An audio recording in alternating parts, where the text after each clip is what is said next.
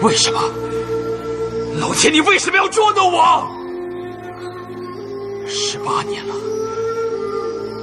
Singkat cerita, keesokan harinya, terlihat saat ini pendekar Bezi dan Taulihe sedang melakukan perjalanan untuk menuju kota Ling'an. Tak lain rencana mereka ialah untuk menjalin kongsi kerjasama dengan bangsa Song demi melulantakan kerajaan Jin yang terkenal akan keserakahan dan kekejamannya. Tak hanya mereka berdua, nampaknya Nona Huang juga ikut dalam perjalanan tersebut agar dapat kembali berjumpa dengan pujaan hatinya yang tak lain ialah Gao Jing.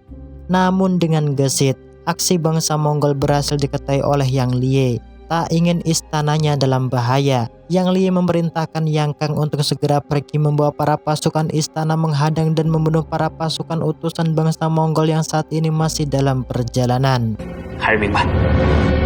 Tak hanya mereka, di sisi lain terlihat Gao Jing bersama Huang Rong juga akan pergi menuju kota Ling'an, di mana misi Gao Jing saat ini tak lain untuk dapat menemukan seseorang yang telah membunuh ayahnya.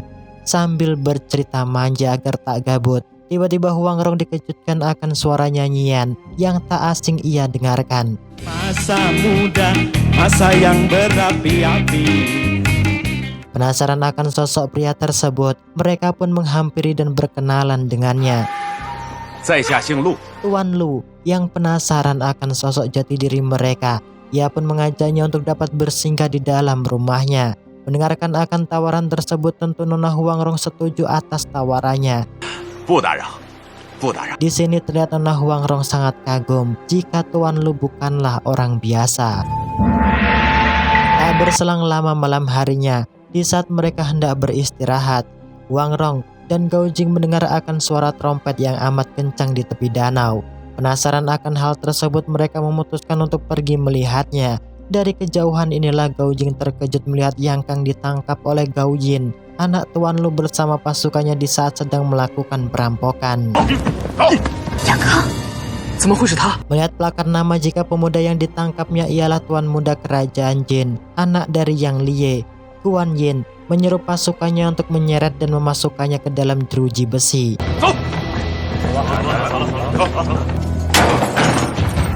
Dengan senyap, ternyata diam-diam Nona Chi juga mengikuti arah kepergian kekasihnya. Tak ingin melihat kekasihnya celaka, dengan modal nekat, ia pun memberanikan diri untuk masuk dan membebaskannya. Melihat kehadiran Nona Chi, tentu Yang Kang sangat terkejut. Di sini Yang Kang mengatakan meminta tolong di hadapannya untuk dapat menemui gurunya yang saat ini ia berada di selatan, yang tak jauh dari pegunungan. Karena tak bisa melepas rantai yang menjerat Yang Kang, tanpa pikir lama, Nona Chi pun pergi dari sana untuk menuju tempat yang sudah dijelaskan oleh Yang Kang. Dan benar saja, sesampainya di sebuah rumah tua, Nona Chi dikejutkan akan kehadiran biawa albino, si mata keranjang Oyangke. Tak ingin ternodai, Nona Chi berusaha semaksimal mungkin bertarung agar dapat mengalahkannya.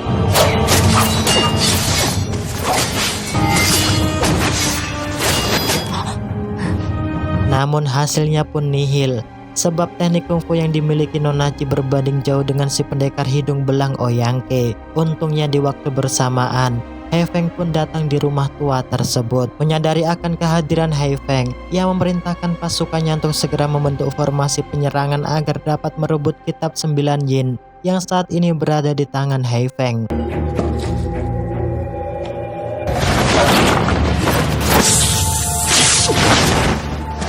Tak ingin kalah, Hai Feng berusaha sekuat tenaga mengusir ribuan bala pasukan ular beracun yang diundang Oyangke dengan tiupan seruling saktinya.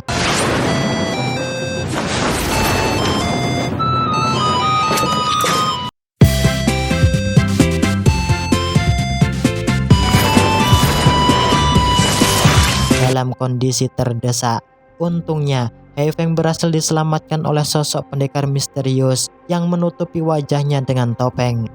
Di saat inilah adu mekanik tiupan seruling sakti pun tak terhindarkan.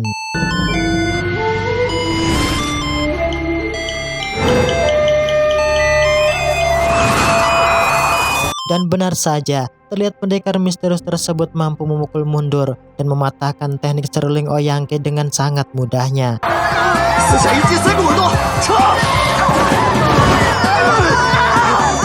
Sesuai permintaan, He Feng yang tak ingin terjadi hal buruk pada Yang Kang, ia pun sengaja mengirimkan tengkorak kepala manusia bertujuan untuk menggertak agar Tuan Lu dapat melepaskan Yang Kang yang ditahan olehnya. Gao Jing yang penasaran akan hubungan He Feng dengan Tuan Lu, ia pun menanyakan akan kebenarannya.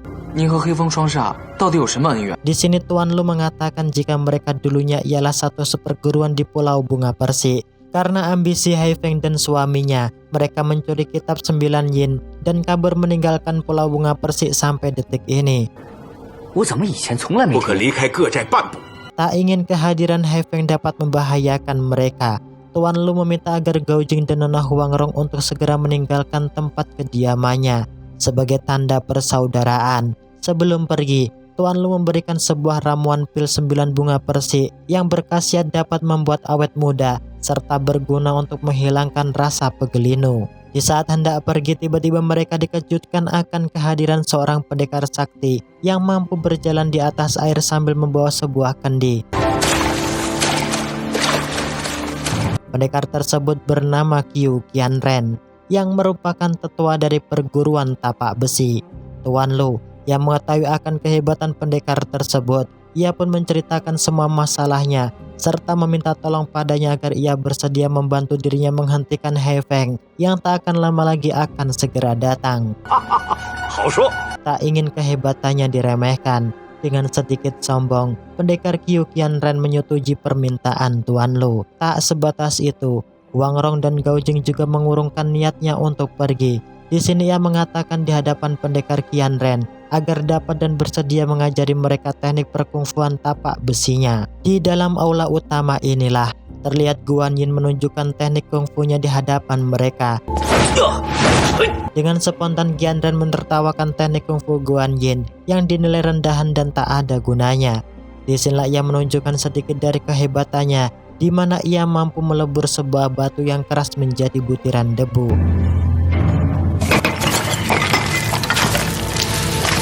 Di lain sisi, kita juga diperlihatkan keenam pendekar Jiangnan yang sedang melakukan perjalanan untuk menuju kota Jiangxiang. Karena terik matahari yang amat panas, mereka memutuskan untuk berhenti dan bersinggah sebentar di sebuah kota kecil yang tak jauh dari keberadaan mereka. Melihat akan kehadiran orang-orang aneh, Gao Jin mengira jika mereka ialah komplotan He Feng.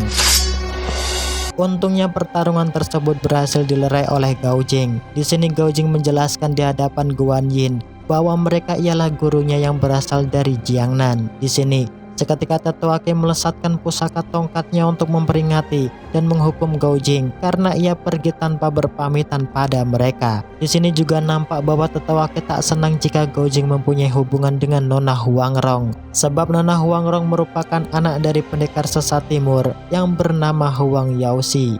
Dari perdebatan adu mulut itulah, tiba-tiba pendekar Qianren datang menyambut baik atas kehadiran keenam pendekar Jiangnan. Di sini pendekar Qianren memberitahu jika tak akan lama lagi He Feng akan melakukan penyerangan. Mendengarkan akan hal tersebut, tetua Qi yang masih menyimpan dendam, ia mengurungkan niatnya untuk pergi.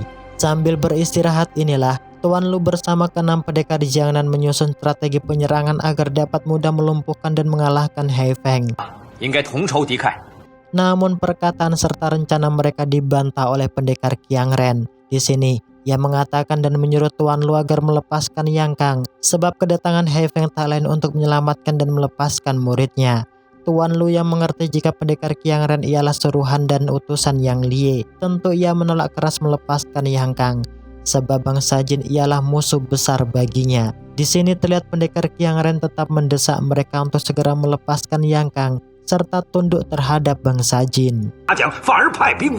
Mendengar akan kenyataan tersebut tentu membuat tetua Qi sangat marah. Ia mengatakan sampai kapanpun dirinya tak akan tunduk terhadap bangsa Jin meskipun nyawa yang menjadi taruhannya. Dengan percaya diri, Gao Jing menantang pendekar Qianren untuk dapat bertarung dengannya. Ya, dengan jurus kungfu tapak 9 naga yang berhasil dikuasai, tentu Gao Jing dengan sangat mudah mengalahkan pendekar Qianren yang sok jagoan tersebut.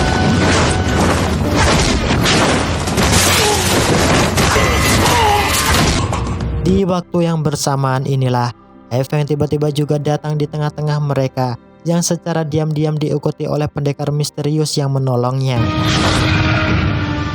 Dengan rasa penuh amarah, He Feng menyuruh mereka untuk segera melepaskan Yang Kang. Karena sudah puluhan tahun tak berjumpa, Tuan Lu menyambut dan menyapa akan kedatangan adik seperguruannya. Tak hanya itu, Tuan Lu juga menanyakan akan kabarnya. Di sini He Feng memberitahu bahwa saat ini dirinya tak bisa melihat, bahkan suaminya Xuan Feng juga sudah lama tewas akibat dibunuh oleh si bocah tengik yang bernama Gao Jing dan ketujuh pendekar gila Jiangnan. Dan benar saja, pertarungan sengit Gao Jing dan He Feng pun tak terhindarkan.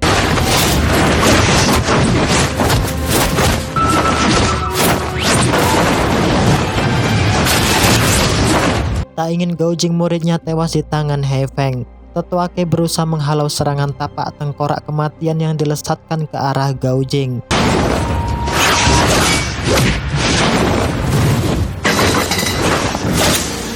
Tak terima akan perlakuan tersebut, kelima pendekar Jiangnan juga berusaha keras agar dapat mengalahkan dan melumpuhkan He Feng. Menyadari jika He Feng bertarung mengandalkan indera dari pendengarannya, Nona Huang Rong menyuruh Gao Jing untuk menggunakan jurus tapak sunyinya. Dan benar saja, dalam waktu sekejap, He Feng pun terkapar. Di waktu yang bersamaan inilah, untungnya, sang pendekar bertopeng muncul kembali, menyelamatkan dan membawa kabur He Feng dari hadapan mereka. Dalam keadaan terluka parah inilah, He Feng menyesali akan perbuatannya karena ia telah berkhianat dengan gurunya. Dengan bantuan si pendekar bertopeng, dalam waktu sekejap, He Feng pun dapat sembuh dari luka dalamnya yang terkena pukulan tapak sunyi Gao Jing. Di sini, sang pendekar bertopeng menyuruh He Feng untuk kembali melakukan penyerangan membunuh si bocah tengik Gao Jing dan keenam pendekar Jiangnan. Dan benar saja, dalam keadaan yang belum pulih inilah, Tetua Ke dan yang lainnya dikejutkan akan kehadiran He Feng kembali. Tak ingin melihat keenam gurunya terluka, Gao Jing memasang badan melayani He Feng untuk bertarung.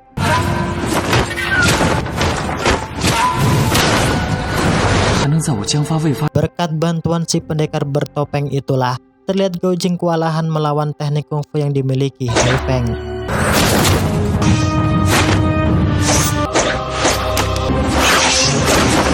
Menyadari jika He Feng telah dibantu, Nona Huang Rong mencoba untuk mengacaukan pendengarannya.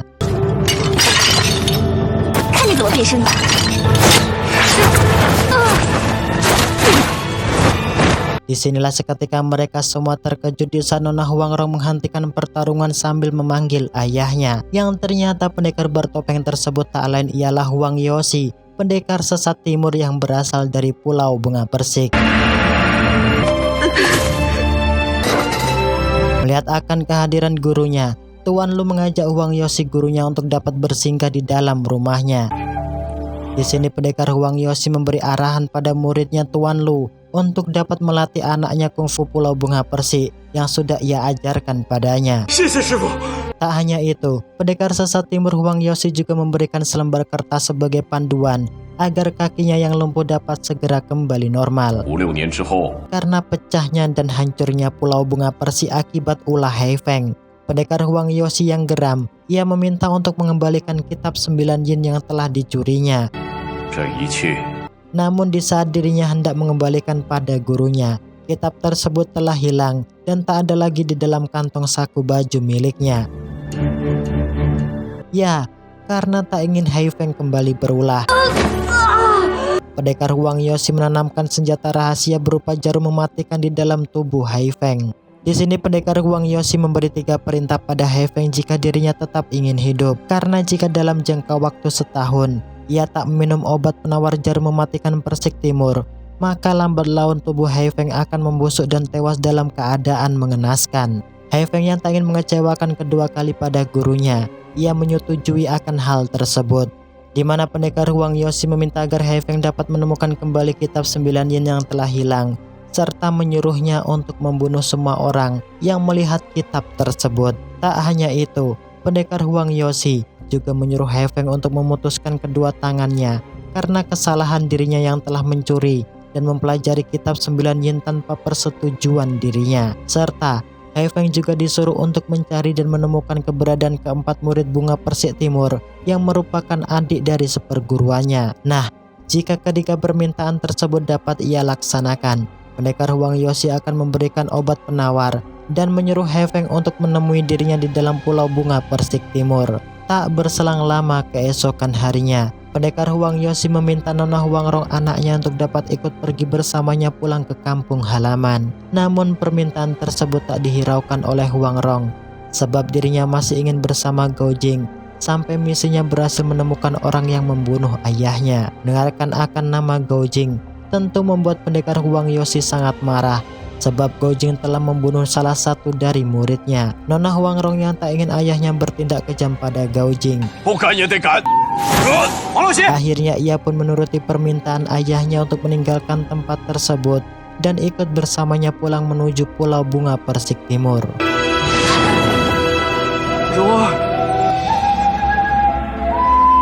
Singkat cerita, keesokan harinya terlihat Gao Jing berpamitan untuk melanjutkan perjalanan menuju kota Ling'an agar dapat bertemu dengan orang yang membunuh ayahnya. Sebelum pergi, Gao Jing meminta agar Tuan Lu dapat melepaskan Yang Kang dari dalam sel penjara, sebab Yang Kang bukanlah anak kandung Yang Lie dari bangsa Jin, melainkan ialah saudara angkatnya yang berasal dari bangsa Song.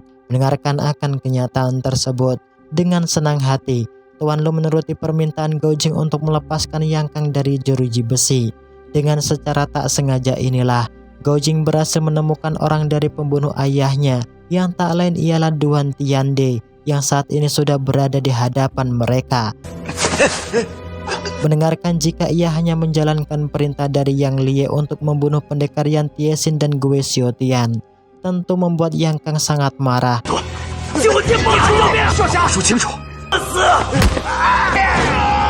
Disinilah ia mengakhiri hidup Duan Tiande dengan melesatkan jurus tapak 9 tengkorak yang ia kuasai. Dengan penuh rasa kesedihan, mereka membakar dupa sebagai penghormatan akan arwah dari mendiang ayahnya.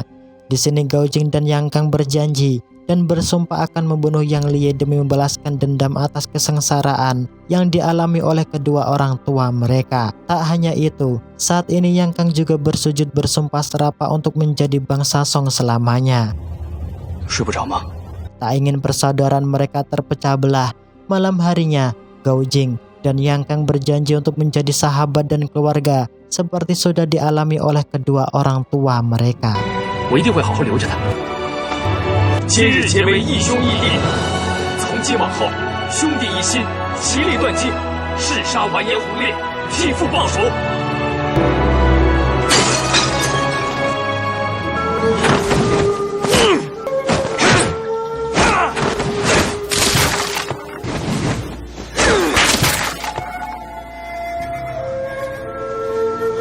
为什么？老天，你为什么要捉弄我？18年了，